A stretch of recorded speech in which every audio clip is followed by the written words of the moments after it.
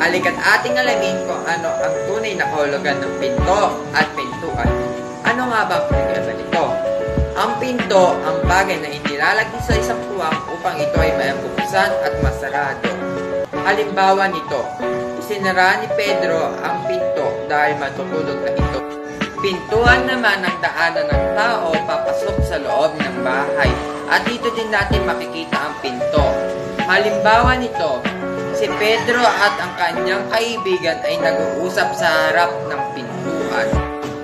Sa isang madaling salita, kasama ang pinto at pintuan dahil ang pinto ang nagsasarado at nagbubukas sa pintuan para hindi makapasok ang ibang tao.